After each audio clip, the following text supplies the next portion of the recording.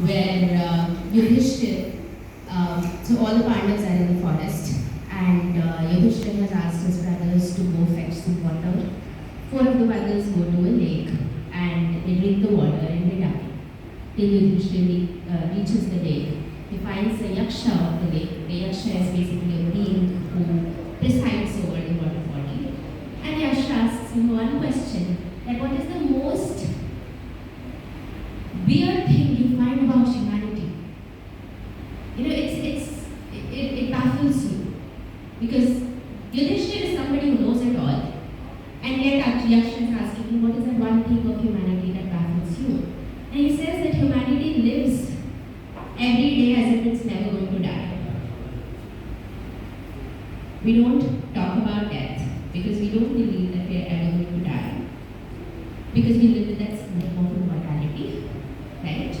And that's an internal dialogue that you and we have every day, which makes it incapable to us to respond to a situation which suddenly takes away the continuity of life, which suddenly takes away the familiarity of life, the sense of safety, space, trust, everything is built on this sense of continuity that you are living with. You did your undergrads, you got into a master's program. After this, you would imagine you'll get into a job and life will go hunky-dory. Right? But what if, like Mr. Manish suggested, what if we have an earthquake in Delhi and suddenly most of the infrastructure is lost? A lot of job losses are there, suddenly the job market is crashing. You are not able to find a job. What will you do? Move to Bangalore? That's what most of the people are doing. Right? But then moving to Bangalore will be an easy call. You will be,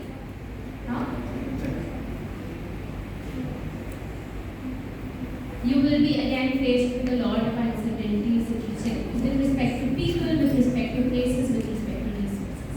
Thank you. So far we've talked about disaster, mitigating disaster, responding to disaster from the present scenario. Since you are the next gen, I want to ask you this question: what would disaster look like in the year 2050?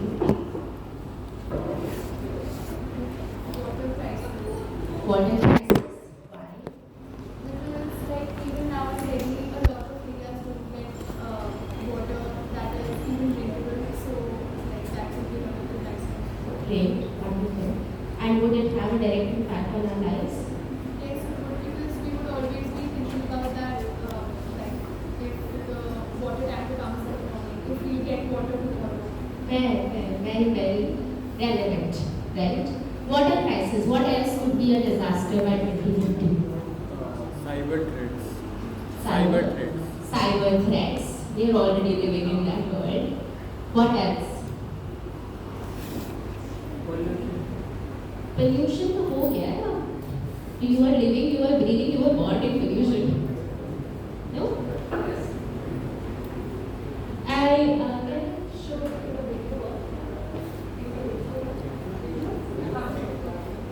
So I am a little tech savvy person, so I took the liberty of generating a video for 2050. Of course, I used AI. That is the creative streak that I get to have. But let's see this small video and then it holds that.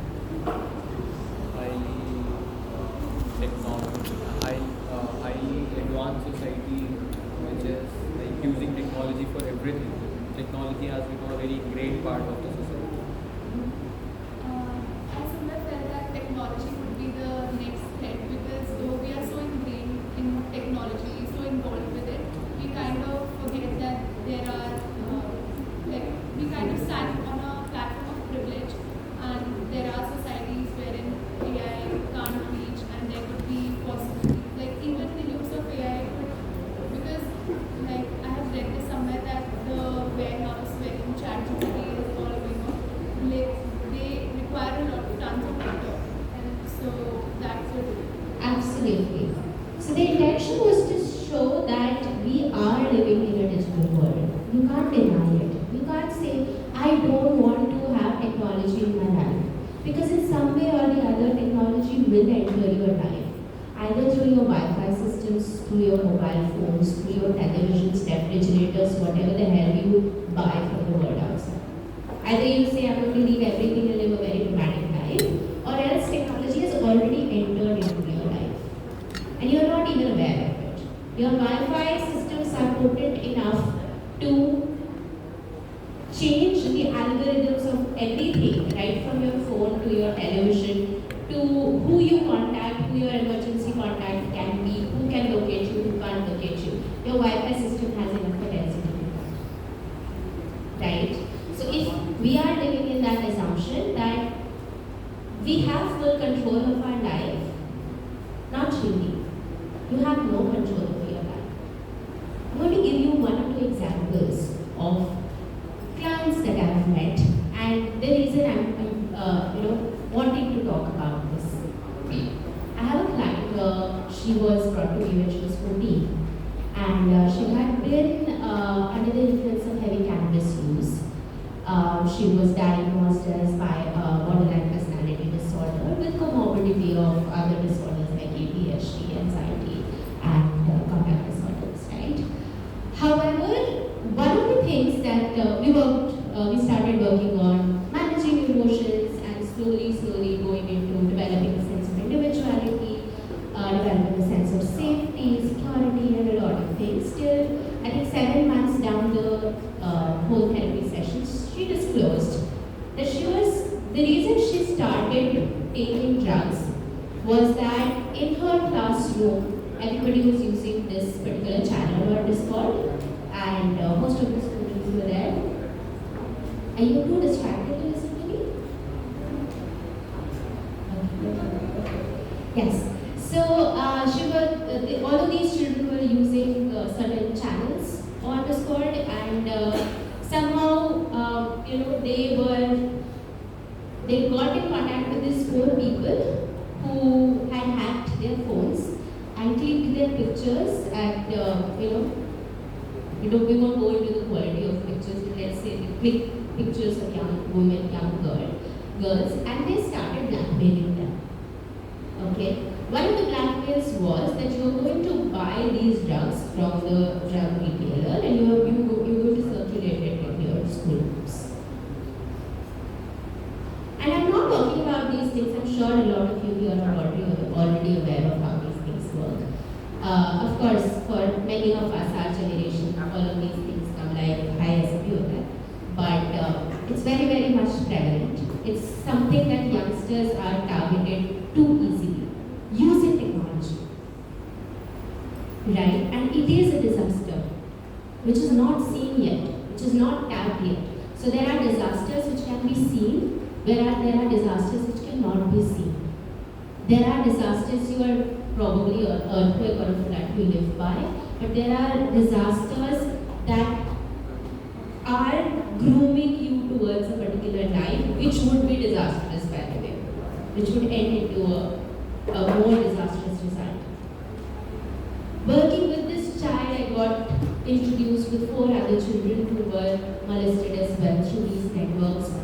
We contacted the school authorities, we got the parents involved, and what initially came in as one tiny little child with a diagnosis of PPD turned out that it wasn't her fault at all. She was just a 12-year-old wanting to live life, explore, and be with her friends, go out possibly for a pajama party at night. That's all. Okay. So what I'm trying to say is, I was given these 4 topics for today's discussion: technology, AI, disaster, resilience, and Indian government systems, to which I'll come in a little while. My question to you is, if you don't think this is relevant, if you don't think today's discussion is relevant, then you're going to choose that part of humanity which is going to be controlled by somebody else. And you will live in that assumption, in that illusion, that I have everything in control. And that's why today's conversation kind of was very interesting to me, because I happen to work in this domain. I happen to work with, my work is located in Bangalore, so we have a lot of tech-led founders and a lot of tech innovations going on.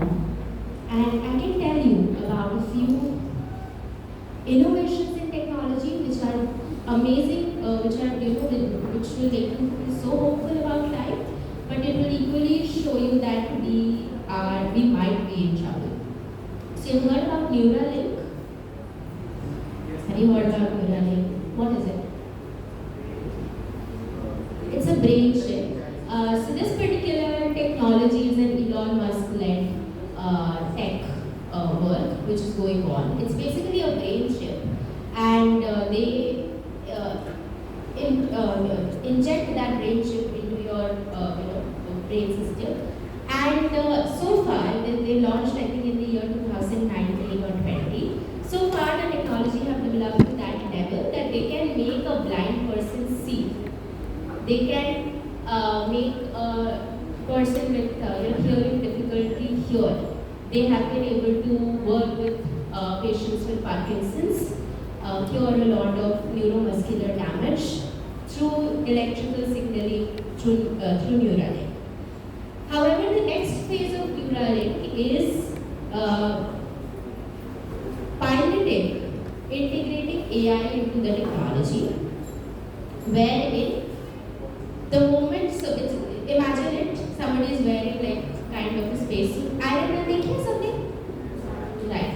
You've seen that, but you remember that particular scene where Iron Man, Iron Man has this his suit, iron suit, and he can ask his iron suit, what is the name of?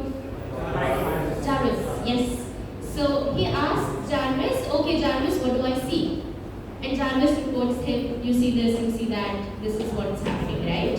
It is a superpower, but what if Jarvis starts controlling Iron Man? And we are almost there. You are in 2025, by 2030 the technology is launching. Are you prepared? And I'm not here to scare you, I'm here to bring you to the reality of the world. There are a lot of technology startups in Bangalore which are working on these domains, which are introducing VR and AI technologies together. And it doesn't happen that half of the India is poor, so they will not have access. See how we all adapted to WhatsApp so easily. Instagram, TikTok, गांव के लोग use करते हैं वो?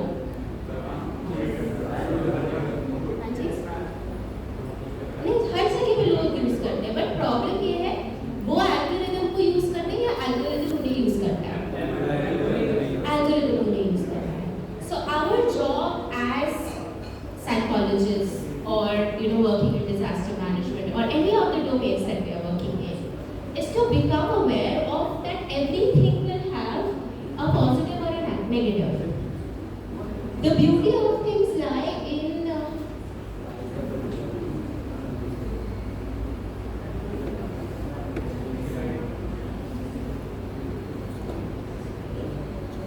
the beauty lies in asking the right questions.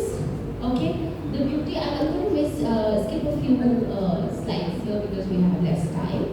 But going to use. Okay, so does technology use us or we use technology? And I'm going to introduce this new term to you called technology of consciousness. Have you heard about it? Okay, fair. I'm going to show you perhaps. Have you watched this movie? What's this movie? Yes. More.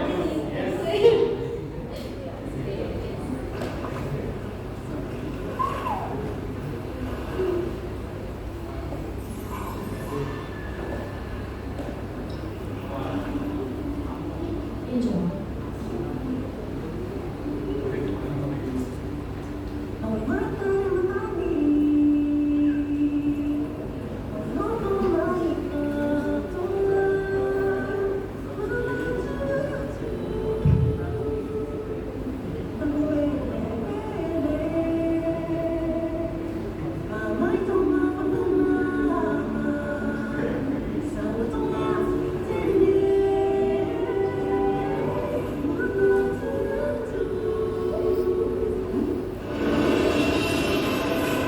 this?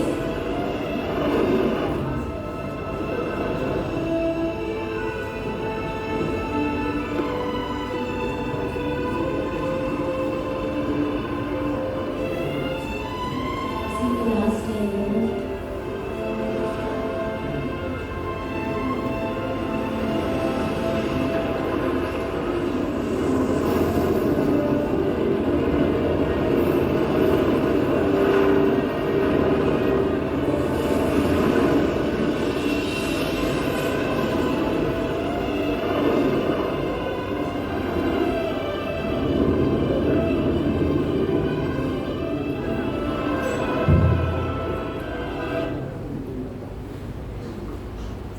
Could you recollect the last one? You watched the last Airbender? Watched it, right?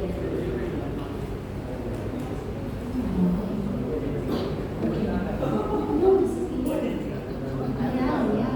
Anyway, chalo. What do you see common in the two frames? One was Moana and the second one was from the last Airbender. They both had a very different relationship with water. They both could control water. Now, do you think it is just a fantasy? It is. It's just fantasy. How do you think a North American society, a Japanese society, an Indian society, and an Egyptian society, they all share the same tales of knowing that human beings may have these very intimate relationships with elements, with nature, where they can master it and control it? We studied psychology, collective consciousness, heard about the word.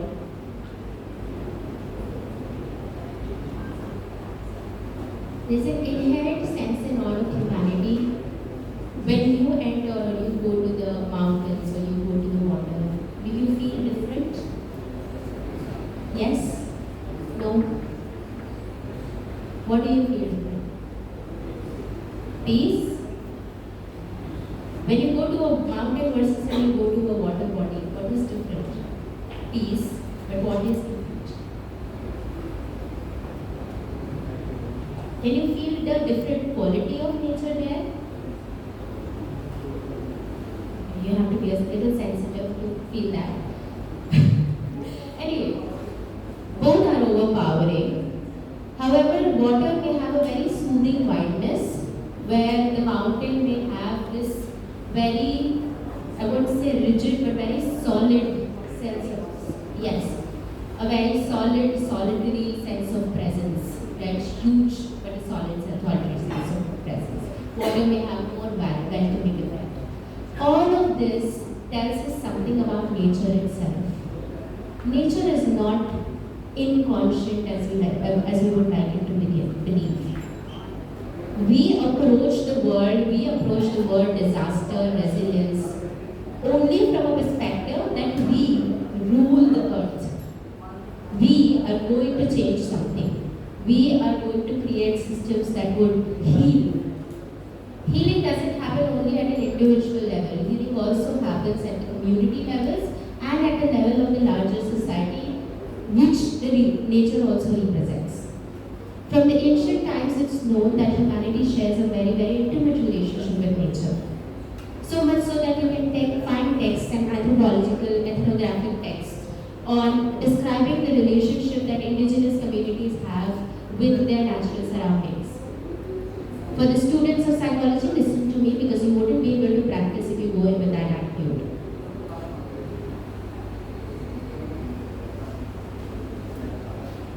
You need to be sensitive to why all of this is important. I had a client, one of the very old clients, who had presented with OCD as a diagnosis. She came from Odisha, and she had been one of the survivors of the cyclone that Mr. Manish just mentioned about. Right? For years, she lived with those OCD symptoms, and she had been to multiple psychiatrists and clinical psychologists. All of them gave her medicines, did the basic CBT, and let her go home.